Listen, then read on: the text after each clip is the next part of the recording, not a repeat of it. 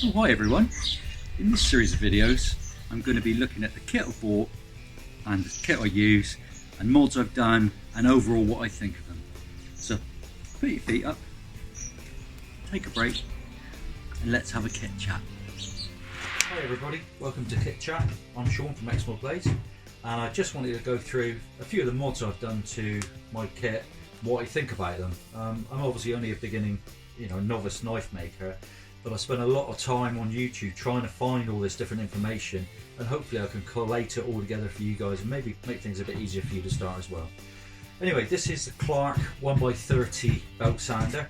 You can get them on eBay or whatever the sites like that, and they seem to be quite a generic thing that people use to start. Not as good as a 2-inch sander, but it does the job. But there are a few things that you will need to change, I think, to make it any good for knife making. The first thing is the platen on the back of the sander. The original one's very small and it's bendy and it's just not up to the grade really. So what I did, I took it off. It's pretty basic stuff, and I went to a local place I know, that engineering company, and they were kind enough to bend me a little piece of metal, which is up there. And you can see that makes a lot of difference to the regard to the straightness of the belt, and it's just better for when you're using your guides and things. And the second thing I did on this one was changing the bed. The bed on this is too small.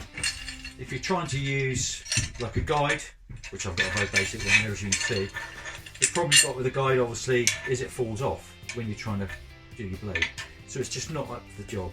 So again, all I've done on this, I managed to get a piece of steel. This, to be honest, is probably too thick, but a piece of steel that I've drilled a couple of holes in and mounted on top, which gives me a lot more room. Another mod I did, which a lot of people seem to do, is to get these belts off can be a bit of a pain in the ass.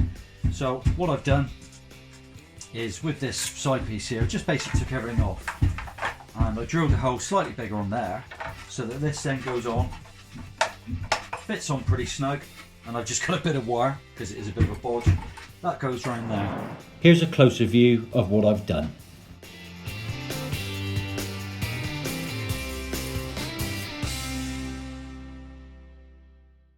Still hook up a hoover or some form of dust distraction if you're using wood or anything like that, but it's really easy just to pull off if you want to change a belt.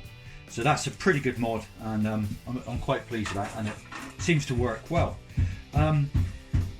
It's limited to what you can do to a certain extent.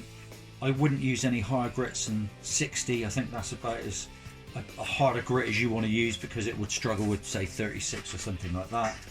But it does a pretty good job. And you can get some pretty good finishes. You have to excuse the fingerprints. Some pretty good finishes on the blade. And this is, as I say, this is my, trying to get a focus on here. Oh, thank you, my little helper. Nearly cut herself. As you can see, you can get a pretty good finish, and this is all done with the 1x30. Another mod I did, which is entirely up to you, because obviously there's health and safety to consider. I took off the top plate as well. I've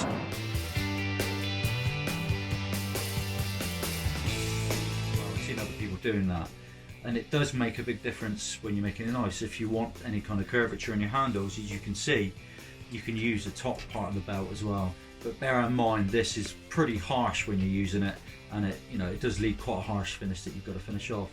And that's about it.